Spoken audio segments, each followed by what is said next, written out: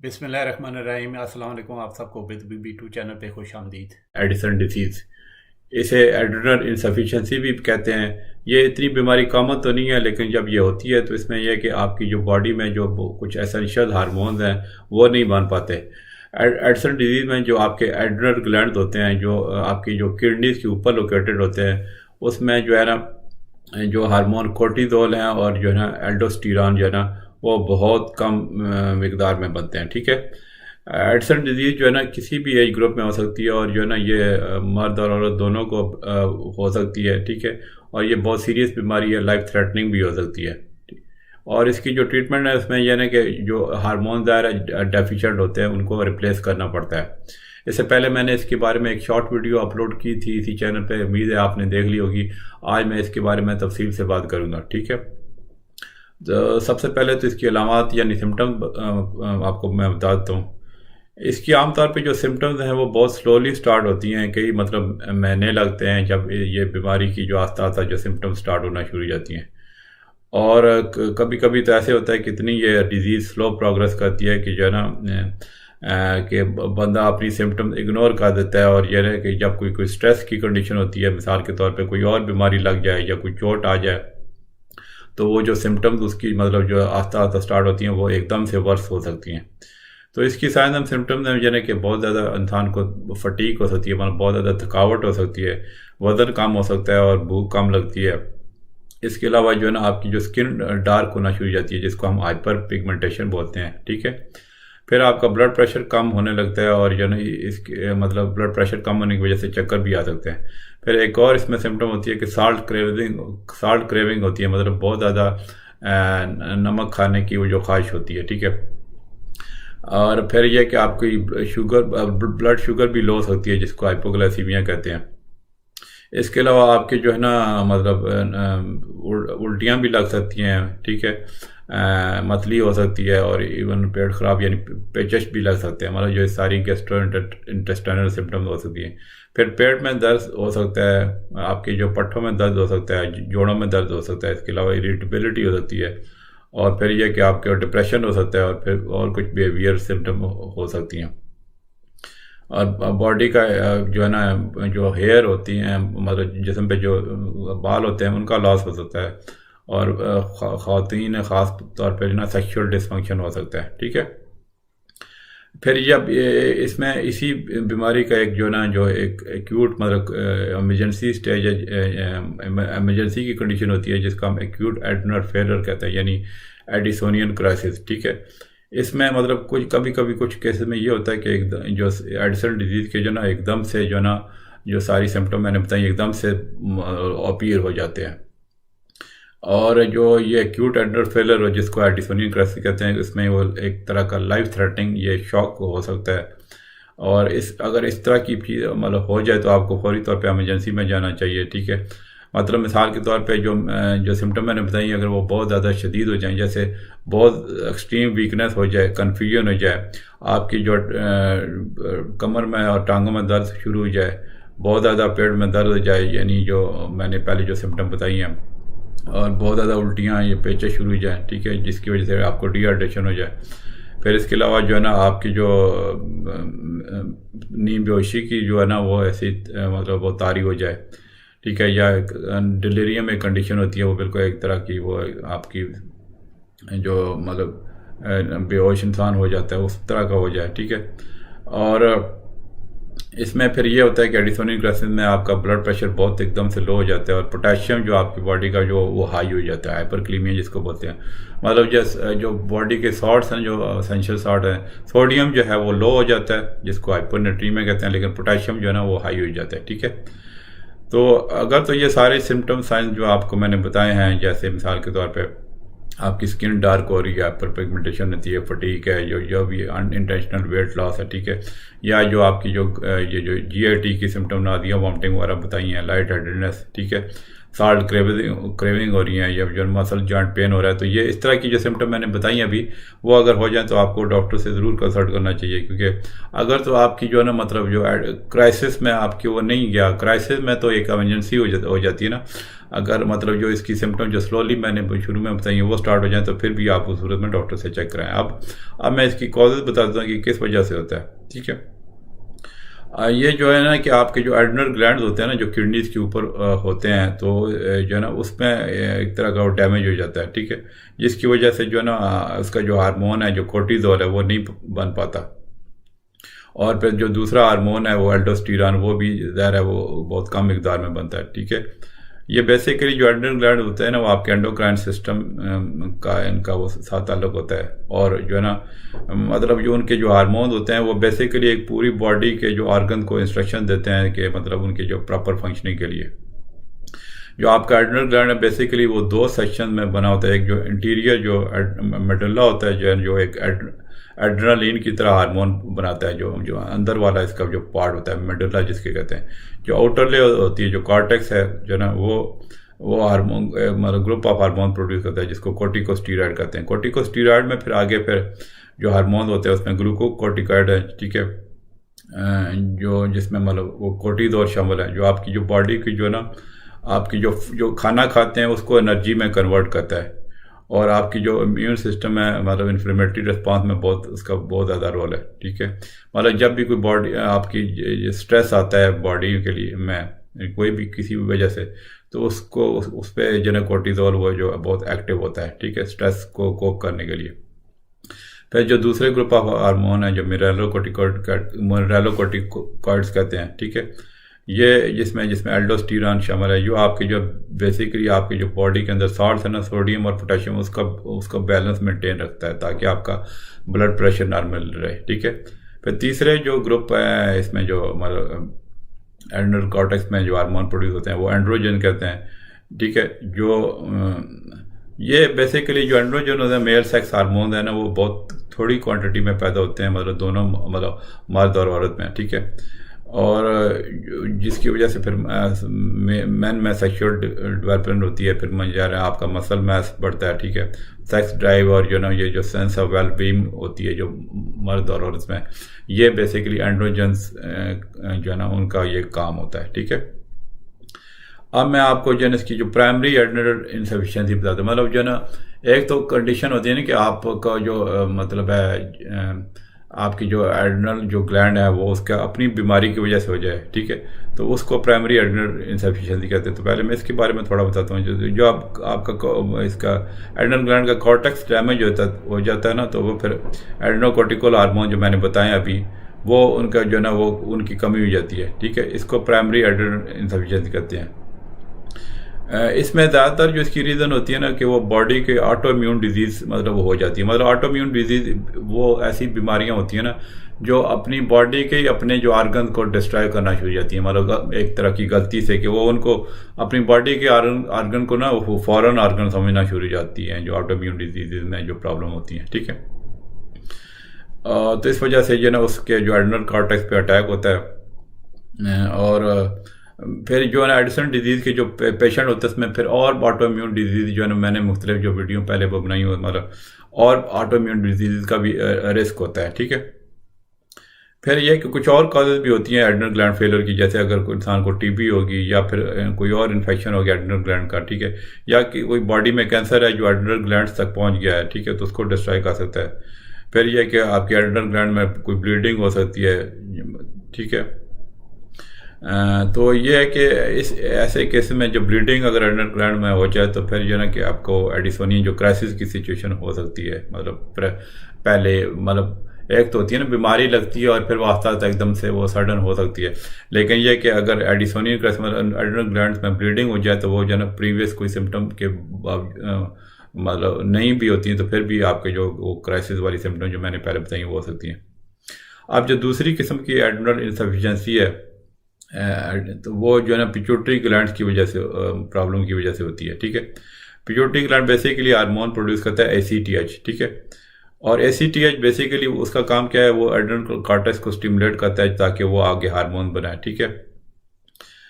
और जो अगर पिट्यूटरी के कोई बिनाइन किस्म के ट्यूमर हो या इन्फ्लेमेशन हो या जो पिट्यूटरी ग्लैंड की पहले कोई सर्जरी हुई हो, ठीक है, तो इसकी वजह से ना जो पिट्यूटरी के अपने फिर हार्मोन वो ACTH नहीं बन पाता, ठीक है। तो जब ACTH नहीं बन पाता तो वो जो ना वो ज़ाहिर है जो ग्लूकोकॉर्टिकॉइड्स और एंड्रोजन हार्मोन्स हैं जो आपकी जो एड्रिनल ग्लैंड से वो बनते हैं, तो वो जो है वो ज़ाहिर है वो कम मिकदार में बनेंगे, ठीक है। हालांकि आप इस सूरत में एड्रिनल ग्लैंड्स नॉर्मल होते हैं। तो ये वाली जो प्रॉब्लम है ना, ये सेकेंडरी एड्रिनल इनसफिशिएंसी इसको हम कहते हैं, ठीक है। तो जो मिनरलोकॉर्टिकॉइड जो अल्डोस्टेरॉन की जो प्रोडक्शन है वो आमतौर पे अगर ACTH कम हो जाए तो उसका इतना वो असर उस पर नहीं होता, ठीक है। इससे पहले मैंने एक जो है ना पिछली जो वीडियो मैंने कुशिंग सिंड्रोम के बनाई थी, उसमें एक तरह का ये समझने कि अपोजिट होता है, ठीक है। ये सब कुछ मतलब इसमें हार्मोन की कमी हो जाती है, एडिसन डिजीज में उसमें जो है वो ज़्यादा एक्सेस हो जाती है। तो अगर अभी तक आपने वो कुशिंग सिंड्रोम वाली वीडियो नहीं देखी तो वो आप ज़रूर देखिएगा, उसका लिंक मैं आई बटन में डाल दूंगा, ठीक है। तो वो ऊपर आप जो लिंक क्लिक करके वो देख सकते हैं ताकि आपको सही तरह मालूमात हो जाए। मतलब उसमें हार्मोन की ज़्यादती हो जाती है, इसमें कमी हो जाती है, ठीक है। अच्छा, तो अब ये कि इसकी जो सेकेंडरी जो एड्रिनल इनसफिशिएंसी है ना, उसकी जो सिम्टम वो तकरीबन उसी तरह होती हैं जो प्राइमरी एड्रिनल इनसफिशिएंसी की होती हैं जो मैंने पहले बताई हैं, ठीक है। लेकिन यह कि जो सेकेंडरी एड्रिनल इनसफिशिएंसी मतलब जो पिट्यूटरी की प्रॉब्लम की वजह से ये हो तो फिर जो है ना कि आमतौर पे जो पिगमेंटेशन मतलब स्किन की हाइपर पिगमेंटेशन नहीं होती है, ठीक है। और फिर ये है कि जो इसमें फिर जो सीवियर किस्म की डिहाइड्रेशन है, जो लो ब्लड प्रेशर है, वो भी आमतौर पे इस मतलब सेकेंडरी जो एड्रिनल डेफिशिएंसी है पिट्यूटरी की प्रॉब्लम की वजह से वो मतलब सीवियर किस्म की डिहाइड्रेशन और लो ब्लड प्रेशर नहीं होता, ठीक है। और इसमें यह कि आपकी लेकिन ये ब्लड शुगर लो हो सकती है। और फिर एक टेम्परेरी काज भी होती है सेकेंडरी एड्रिनल इनसफिशिएंसी की, वो ये है ना कि जो मतलब यह है कि अगर वो कुछ लोग जो कोर्टिकोस्टेरॉइड ले रहे हैं, जैसे मिसाल के तौर पे एक प्रेडनिसोलोन है, मतलब कोई क्रॉनिक कंडीशंस हो जाए जैसे अस्थमा और आर्थराइटिस के लिए, तो वो जो ना जब वो कोर्टिकोस्टेरॉइड को अगर स्टॉप कर दें एकदम से तो फिर जो ना ये प्रॉब्लम हो सकती है। मतलब बजाय कि डॉक्टर से कहने के, क्योंकि अगर डॉक्टर से ज़्यादा मशवरा लेंगे तो आस्ता आस्ता स्टॉप करेगा। तो अगर वो जो इन मतलब दमा की वजह से या आर्थराइटिस की वजह से कोर्टिकोस्टेरॉइड अपने खुद से एकदम से स्टॉप कर लें तो ये जो ना एक टेम्परेरी एड्रिनल इनसफिशिएंसी की मतलब एक कॉज हो सकती है। अब मैं आपको कॉम्प्लिकेशन बताता हूँ। तो एक तो ये कॉम्प्लिकेशन मैंने थोड़ी सी पहले बताई, एडिसोनियन क्राइसिस, मतलब ये एक एमरजेंसी की सूरत है, ठीक है। तो वो जो है ना मतलब ये ना कि जब कोई भी आपका कोई और फिजिकल स्ट्रेस होगा बॉडी में, कोई और इन्फेक्शन हो, मिसाल तौर पे बीमारी हो जाए, इंजरी हो जाए, ठीक है। तो जो एडिसोनियन क्राइसिस जो ना मतलब अगर आपकी जो मतलब यह कि आपकी अपनी बीमारी एडिसन डिजीज़ का इलाज नहीं करा रहे, तो अगर कोई और बीमारी या इन्फेक्शन लगेगा तो जो है ना ये जो एडिसोनियन क्राइसिस का चांस होता है, ठीक है। तो ये कि जो नॉर्मल जो मतलब जो एड्रिनल ग्लैंड रहते हैं वो मतलब जब आपको कोई वैसे फिजिकल स्ट्रेस होता है ना तो जो एड्रिनल ग्लैंड्स क्या करते हैं कि जो ना आपकी जो कोर्टिजोल है, बेसिकली कोर्टिजोल जैसे मैंने बताया ना कि वो एक तरह का स्ट्रेस हार्मोन है। तो जब भी कोई फिजिकल स्ट्रेस होता है तो वो जो ना 2 से 3 गुना वो आपकी जो ना वो कोर्टिजोल की मिकदार एड्रिनल ग्लैंड बढ़ा देते हैं, ठीक है। तो ज़ाहिर है जब आपके वो एड्रिनल ग्लैंड्स की इनसफिशिएंसी होगी तो वो स्ट्रेस की सूरत में वो कोर्टिजोल बढ़ा नहीं सकेगा, तो फिर ये एडिसोनियन क्राइसिस हो सकता है। तो ये एक लाइफ थ्रेटनिंग सिचुएशन होती है जिसकी वजह से लो ब्लड प्रेशर होता है, ब्लड आपका शुगर लेवल बहुत कम हो सकता है, ठीक है, और पोटेशियम के लेवल बहुत हाई हो सकते हैं। तो ये तो एक तरह की एमरजेंसी सिचुएशन है। ऐसी सूरत में तो आप फौरी तौर पे एमरजेंसी में वो दाखिल हो जाए, ठीक है। और जब एडिसन डिजीज़ की जैसे मैंने बताया कि वो और भी ऑटोइम्यून डिजीज़ उसके साथ एसोसिएटेड हो सकती हैं। अब मैं थोड़ी बहुत इसकी प्रिवेंशन बता वैसे तो कोई एडिसन डिजीज़ की कोई उसकी प्रिवेंशन नहीं है, लेकिन यह कि जो एडिसोनियन क्राइसिस मैंने बताया ना, जो मतलब इसकी एमरजेंसी कंडीशन, उससे आप जो ना अगर आप कुछ हिफाजती तदबीर करें तो उससे मतलब एमरजेंसी की सूरत में बच सकते हैं। मेरे चैनल का यही मकसद है, बेसिकली ये हेल्थ एजुकेशन का चैनल है कि अगर इंसान को अपने ऐसी हेल्थ टिप्स पता हो तो वो मतलब जो है ना अगर बीमारी कोई लगी भी हो तो वो उस बीमारी को एमरजेंसी सूरत हाल में जानने से पहले अगर बीमारी का उसको अच्छी तरह नॉलेज हो तो वो अपने आप को एमरजेंसी सूरत हाल से बचा सकता है, ठीक है। तो अगर तो लेट से कि आप जो आपकी सिम्टम मैंने शुरू में बताई वो बढ़ जाए, मिसाल के तौर पे बहुत ज़्यादा टायर्डनेस हो जाती है, आपके वजन बहुत कम होना शुरू हो जाता है, तो फिर जो है ना कि आप इस सूरत में आप डॉक्टर से अपने इन टच रहें, ठीक है। तो अगर तो मतलब आपको डायग्नोसिस पहले से एडिसन डिजीज़ का डॉक्टर ने कर दिया है, तो फिर जो है ना कि उनको डॉक्टर से आप ये कंसल्ट करें कि जब भी आपको शदीद कोई इलामात हों तो आपको क्या करना चाहिए, ठीक है, ताकि मतलब आपकी जो कोर्टिकोस्टेरॉइड्स की जो डोजेस जो है ना उसकी वो बढ़ा सके, या आपको तरीका बता दे कि कैसे बढ़ानी है, ठीक है। तो अगर तो लेट से कि आपको एकदम से सीवियर सिम्टम हो जाती हैं, वॉमिटिंग हो जाती है, बहुत ज़्यादा डिहाइड्रेशन हो जाती है, तो फिर तो मैंने जैसे पहले बताया वो तो आपको जो है ना फौरी तौर पे एमरजेंसी में दिखाना चाहिए। और फिर यह कि कुछ लोग जो है ना वो थोड़ा सा परेशान भी जाते हैं कि जो है ना अगर स्टीरॉयड मतलब हाइड्रोकोर्टिसोन और प्रेडनिसोलोन लेंगे तो वो जो है ना वो मतलब इसके नुकसानात हो जाते हैं, ठीक है। लेकिन यह कि इसमें यह बात ख्याल रखने की ज़रूरत है कि जब ज़ाहिर है आपके बॉडी के स्टीरॉयड हार्मोन एडिसन डिजीज़ में बन ही नहीं पाएंगे या एडिसोनियन क्राइसिस में, तो उस वक्त तो फिर आपको स्टीरॉयड्स वो हार्मोन चाहिए होती है ना, तो इस वजह से वो डरने की बात नहीं होती, ठीक है। ज़ाहिर है अगर बॉडी में कमी हो, बेसिकली बॉडी जो हेल्दी बॉडी तो वो एक नॉर्मल क्वांटिटीज़ में जो आपकी बॉडी की रिक्वायरमेंट है उसमें बनाती है, तो अगर वो उनकी क्वांटिटी कम हो जाए तो फिर तो आपको वो स्टीरॉयड्स लेने पड़ेंगे, ठीक है। अब मैं इसका ना जो है ना आपको डायग्नोज करने का तरीका बताता हूँ। तो उसमें ज़ाहिर है जब हम पेशेंट्स हमारे पास आते हैं तो हम प्रॉपर उसकी हिस्ट्री लेते हैं, साइन सिम्टम, ठीक है, फिर उसका एग्जामिनेशन करते हैं, ठीक है, और कुछ टेस्ट करवाते हैं इस बीमारी के लिए, ठीक है। मतलब जो आपकी जो इलेक्ट्रोलाइट्स का जो टेस्ट है जो सोडियम पोटेशियम मेजर करता है, फिर हार्मोन के टेस्ट होते हैं, कोर्टिसोल और ACTH के टेस्ट करवा सकते हैं, ठीक है। जो ACTH मैंने बताया ना जो एड्रेनल कॉर्टेक्स को स्टिमुलेट करता है उसके जो हार्मोन ग्लूकोकॉर्टिकॉइड्स बनाने के लिए, ठीक है। फिर यह कि एंटीबॉडीज मेजर की जा सकती हैं ब्लड में जो ऑटोइम्यून डिजीज एडिसन डिजीज़ की जो मतलब वजह से जो बनती हैं, ठीक है। फिर ACTH स्टिमुलेशन टेस्ट होता है, उसमें बेसिकली ACTH का काम यह है कि वो एड्रेनल ग्लैंड को सिग्नल देता है कोर्टिसोल बनाने के लिए। कोर्टिसोल का मैं बीच में वो जिक्र, कोर्टिसोल बेसिकली ग्लूकोकॉर्टिकॉइड का मेन जो हार्मोन है, ठीक है। तो वो जो है बेसिकली ये टेस्ट का ये मेजर करता है आपका जो कोर्टिसोल का लेवल आपके ब्लड में, ठीक है, मतलब इंजेक्शन ACTH का इंजेक्शन देने और उसके बाद में, ठीक है। तो ये एक टेस्ट करा सकते हैं। फिर ये कि एक और टेस्ट होता है जिसको इंसुलिन इंड्यूस हाइपोग्लाइसीमिया कहते हैं। उसमें यह ना कि जब हम ये सोचते हैं कि आपके जो पिट्यूटरी की प्रॉब्लम की वजह से आपकी एड्रेनल इनसफिशिएंसी है, मतलब सेकेंडरी जो एड्रेनल इनसफिशिएंसी है, तो ये हम टेस्ट बात करते हैं, ठीक है। ये इसमें यह कि आपका ब्लड शुगर हम चेक करते हैं, मतलब ब्लड ग्लूकोज जो है ना और कोर्टिसोल लेवल जो है ना, मतलब इंजेक्शन इंसुलिन का इंजेक्शन लगा के वो उनके लेवल चेक करते हैं। जो हेल्दी लोग होते हैं मतलब जिनको बीमारी नहीं होती तो उसमें जो है ना कि ग्लूकोज लेवल फॉल कर जाते हैं और कोर्टिसोल लेवल इंक्रीज करते हैं, ठीक है, मतलब इंसुलिन के इंजेक्शन देने के बाद, ठीक है। फिर ये कि जो कुछ सिचुएशन में जो ना ऑल्टरनेटिव टेस्ट भी हम जो सेकेंडरी एड्रेनल इनसफिशिएंसी में वो बता सकते हैं, जैसे low dose ACTH stimulation test होता है, प्रोलॉन्ग ACTH स्टिमुलेशन टेस्ट होता है, ग्लूकागोन स्टिमुलेशन टेस्ट। इसकी तफसील में जाने की जरूरत नहीं है वरना आप कंफ्यूज हो जाएंगे और वीडियो लंबी हो जाएगी, ठीक है। फिर इस पर यह कि ज़ाहिर है फिर हम इमेजिंग टेस्ट करा सकते हैं, मतलब CT स्कैन करा सकते हैं कि आपके जो पेट का, ठीक है, तो आपके जो ताकि एड्रेनल ग्लैंड का साइज चेक हो जाए या फिर कोई और एबनॉर्मलिटीज चेक हो जाए, ठीक है। MRI स्कैन आपका पिट्यूटरी ग्लैंड का किया जा सकता है कि मतलब कुछ ताकि ये पता चले कि ये पिट्यूटरी की वजह से आपको सेकेंडरी एड्रेनल इनसफिशिएंसी तो नहीं है, ठीक है। अब मैं आपको इसकी ट्रीटमेंट बताता हूँ।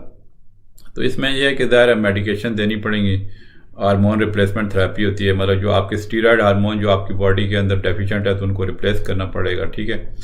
और इसमें फिर बहुत सारी ऑप्शन है ओरल कोर्टिकोस्टेरॉइड देने की, जैसे हाइड्रोकोर्टिसोन दे सकते हैं ओरल, जिसको जो कोर्टेफ के नाम से आता है, ठीक है। प्रेडनिसोलोन दे सकते हैं, मिथाइल या एक और स्टीरॉयड आता है मिथाइल प्रेडनिसोलोन दे सकते हैं, मतलब आपकी कोर्टिसोल को रिप्लेस करने के लिए। वो एक प्रॉपर इनका स्केड्यूल में देते हैं ताकि जो ना जो आपकी जो 24 आवर जो फ्लक्चुएशन कोर्टिसोल लेवल्स की जो ना वो उसी की तरह वो मतलब वो बॉडी में वो जब हम बाहर से स्टीरॉयड देते हैं ना तो इसका मतलब यह कि वो जो बॉडी के अंदर नॉर्मली जो प्रोड्यूस करता है जो कोर्टिसोल उसी की तरह वो जो ना वो बिहेव करें, ठीक है। फिर ये कि एक और वो दे सकते हैं मेडिसिन फ्लूडोकोर्टिजोन एसीटेट, जो आपकी जो एल्डोस्टेरॉन की डेफिशिएंसी के लिए दे सकते हैं, ठीक है। फिर ये कि ज़ाहिर है आपकी जो सॉल्ट की सोडियम की डेफिशिएंसी होती है, तो फिर सॉल्ट आपको हम कहते हैं कि आप नमक अपनी मतलब जो ना वो ज़्यादा खाएं, ठीक है। ख़ास तौर पे जब आप हैवी एक्सरसाइज करते हैं, ठीक है, क्योंकि जब मौसम बहुत गर्म होता है तो या फिर आपकी जीआईटी अपसेट्स हैं तो फिर उसमें या डायरिया हो जाए तो फिर सॉल्ट लूज़ होने का बहुत ज़्यादा चांस होता है, ठीक है। तो इसमें ये एक ऐसी बीमारी है जिसमें हम सॉल्ट ज़्यादा प्रिस्क्राइब करते हैं, लेकिन नॉर्मली तो सॉल्ट कम ही अच्छा होता है। मतलब जैसे मैंने बताया ना पहले जो मेरी वीडियोज़ हैं हाइपरटेंशन वगैरह के बारे में, तो उसमें तो सॉल्ट ज़्यादा लेंगे तो वो डेंजरस हो जाएगा। लेकिन ये जो बीमारी चूँकि आपके हार्मोन डेफिशिएंस होते हैं एडिसन डिजीज़ में, तो जो है ना और तो उसमें ज़्यादा सोडियम की कमी जाती है, तो फिर सॉल्ट आपको इस बीमारी में ख़ास तौर पर वो ज़्यादा लेना पड़ेगा, ठीक है। फिर यह कि अगर लेट से कि आपकी बॉडी में बहुत ज़्यादा कोई स्ट्रेस की कंडीशन हो जाए, ठीक है, या कोई मिसाल के तौर पे आपका ऑपरेशन हुआ है या इन्फेक्शन हुआ है या कोई और बीमारी लगी है, तो फिर हम जो है ना इसकी एक टेम्परेरीली मेडिसिन की डोजेज बढ़ा सकते हैं, ठीक है। अगर तो आप उल्टी कर रहे हैं और आप ओरल मेडिकेशन नहीं ले रहे, तो फिर यह कि हम कोर्टिकोस्टेरॉइड्स के इंजेक्शन आपको लगा सकते हैं। फिर इसमें कुछ और ट्रीटमेंट रिकमेंडेशन है जो आप नोट कर लें। उसमें जो ख़ास तौर पे जो डेवलप कंट्री में जिधर मैंने काम किया है जो है ना, तो वो वहाँ पे तो बहुत इस चीज़ों का बहुत ख्याल रखा जाता है, तो वो जो है ना ये चीज़ें ज़रूर नोट कर लें, ठीक है। इवन आप मतलब पाकिस्तान, इंडिया, बांग्लादेश, मतलब जो भी एशियन हमारी कंट्री से ये मेरी वीडियो देख रहे हैं या सुन रहे हैं, तो इसमें यह कि ये चीज़ें जो मैं बता रहा हूँ, ये अगर आप छोटी छोटी चीज़ें साथ ख्याल रखेंगे तो आपकी बीमारी इंशाल्लाह कंट्रोल में रहेगी। तो उसमें एक बेसिकली ये होता है कि मेडिकल अलर्ट कार्ड होता है और ब्रेसलेट वो पहना होता है ऐसे पेशेंट में, मतलब एक जो स्टीरॉयड इमरजेंसी कार्ड होता है, ठीक है, और मेडिकल जो ना अलर्ट आइडेंटिफिकेशन होती है जो ना आपकी जो एक तरह की इमरजेंसी मेडिकल पर्सनल को अलर्ट कर देती है जब आपको इस तरह की केयर की ज़रूरत होती है, ठीक है। तो फिर आपके पास रिटर्न एक्शन प्लान भी होता है, ठीक है। फिर यह कि कुछ आप एक्स्ट्रा मेडिकेशन आप ज़रूर पास रखा करें, क्योंकि अगर एक दिन की आपकी डोज मिस हो जाए तो वो बहुत डेंजरस हो सकती है। तो जो भी मैंने आपको मेडिसिन बताई है उसकी कुछ आप एक्स्ट्रा सप्लाई आप हमेशा ज़रूर पास रखें, ताकि इमरजेंसी की सूरत में आप खुद ही वो ले लें, ठीक है। फिर यह कि ग्लूकोकॉर्टिकॉइड इंजेक्शन किट होती है वो आप साथ रखें। बेसिकली उसमें नीडल होती है, सिरिंज होता है, और जो ना कोर्टिकोस्टेरॉइड्स के इंजेक्टेबल फॉर्म होती है, ताकि वो इमरजेंसी की सूरत में आपके काम आ सके। फिर यह कि ज़ाहिर अगर आप इस बीमारी का शिकार हैं तो आप अपने डॉक्टर से इन टच रहें, ताकि कोई भी मतलब जो ना अगर लेट से कि कोई स्ट्रेस की सूरत में जो है मतलब या कोई थोड़ी बहुत डोज बढ़ानी पड़े तो आप उससे रब्ता कर सकें। और मतलब यानी कि ज़ाहिर है वो डोज डॉक्टर के मुताबिक वो आपको एडजस्ट कर देगा। तो फिर यह कि अगर आपके जो एनुअल चेकअप्स होते हैं, जो मतलब इस बीमारी के जो शिकार होते हैं एंडोक्राइनोलॉजी के डॉक्टर्स में जो है एटलीस्ट 1 साल के दौरान मतलब ज़रूर वो चेक कराएं। मतलब मैं उस सूरत में बात करूँ जब ये कोरोना के जब स्लो वो जो बीमारी जब लगती है, ठीक है, क्राइसिस या इमरजेंसी की सूरत में तो आप ज़ाहिर है फौरी तौर पर इमरजेंसी में जाना पड़ेगा, ठीक है। और जो एडिसोनियन क्राइसिस जो मैंने बनाया कि जो इमरजेंसी की जो ये एडिसोनियन क्राइसिस हो जाती है, तो उसमें आमतौर पे इंट्रावीनस वाला आईवी इंजेक्शन लगाते हैं कोर्टिकोस्टेरॉइड के, फिर आपको ड्रिप लगा सकते हैं जिसमें सलाइन होता है, शुगर आपको दे सकते हैं, ठीक है।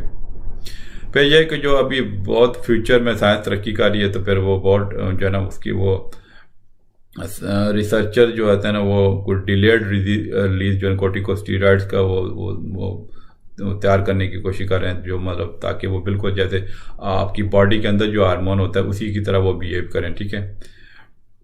फिर यह कि नई रिसर्च में कुछ ऐसे पंप पे भी काम हो रहा है, ठीक है, जो आपकी स्किन के नीचे लगा दिए जाएं ताकि वो जो है ना बिल्कुल जो स्टीरॉयड की बिल्कुल एक्यूरेट डोजेज होती हैं वो आपको वो दे सकें। फिर इसके अलावा जो स्टेम सेल्स की जो है ना फ्यूचर में ये आ सकती है ट्रीटमेंट, जो है ना ये हमारा इम्यूनो मॉड्यूलेटरी ट्रीटमेंट इसके साथ हो सकती है, ठीक है, ताकि आपका जो बॉडी का इम्यून रिस्पॉन्स को मॉडिफाई कर सकें, ठीक है। मतलब जीन थेरेपी भी कंसिडर हो रही है, ठीक है। तो ये तो पोटेंशियल फ्यूचर ट्रीटमेंट्स हैं जो मैंने आपको बता दी हैं। जो इंपॉर्टेंट बातें तो मैंने आपको अभी वो पहले इसका इलाज वो सारा वो बता दिया है, ठीक है। तो मुझे उम्मीद है आपको ये एडिसन डिजीज़ के बारे में और एडिसोनियन क्राइसिस के बारे में जो वीडियो आपको पसंद आएगी। अगर इसके बारे में कोई क्वेश्चन है तो ज़रूर कमेंट्स में पोस्ट कीजिए। अगर मेरे चैनल पे मैंने काफ़ी मेडिकल वीडियोस अपलोड कर दी हैं, तो अगर तो कोई आप ऐसी बीमारी के मतलब पूछना चाहते हैं जिसकी वीडियो अभी तक मौजूद नहीं है तो ज़रूर कमेंट करें। इंशाल्लाह जैसे ही मुझे टाइम मिलेगा उस बीमारी की वीडियो अपलोड करूँगा इंशाल्लाह। ओके जी, अल्लाह हाफिज़।